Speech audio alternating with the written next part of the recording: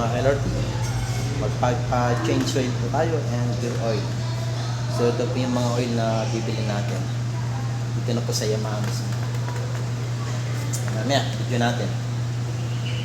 Sa kapunta to the moon, road trip, vroom vroom, skr skr, zoom zoom, sa fake. So ito mga genuine parts.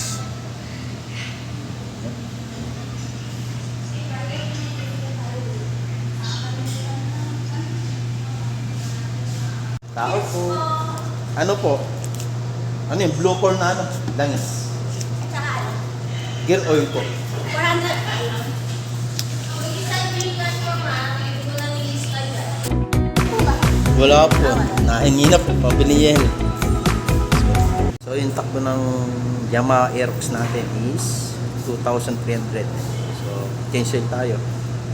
Then bukas papantay ng gala. Yun. So pangalawang change oil at unang gear oil tayo.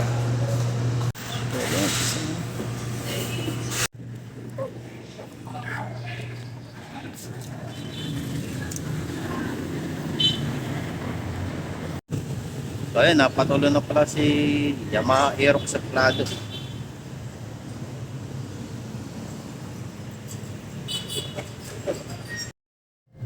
Andito nga po pala aming commander sa Yamaha Tanay. Dito po sa kahabaan ng FT Katapusan Street, Parque Aldea, Tanay, Rizal.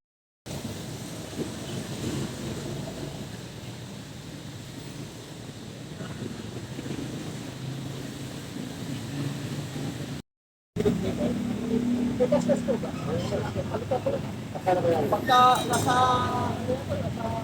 kulang-kulang na ganyan ito eh.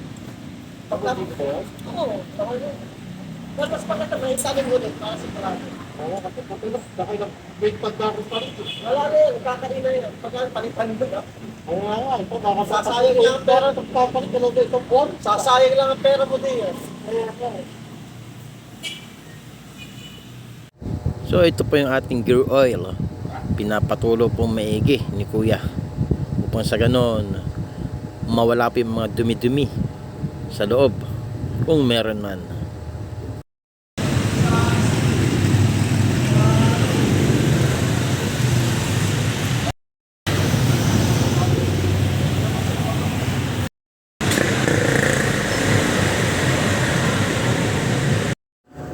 So, medyo matagal-tagal na rin po kaming hindi nakakagala ni Commander dahil busy po noong mga nakaraang linggo dahil sa papalapit po at nakatapos po ang kapistahan ng Bayan ng Tanay. Ganyan pa man din po, hindi pa rin makagala nga sa ngayon dahil parehas po may pasok sa trabaho. Sana po sa susunod na dep natin ay makagala na po tayo ni Commander. Kasama po si Aerox Suplado. Sana po makagala na. So ito na po si Kuya, nilalagyan na po ng langis yung ating makina. At dito naman po sa kabila ay yung paglalagay ng gear oil. Mga KP friends, KP reels, mga KLRT. So ito na nga po, sinasalinan ni Kuya ng gear oil si. So okay na po si ating Yamaha Aerox Plado. So thank you for watching mga LRT.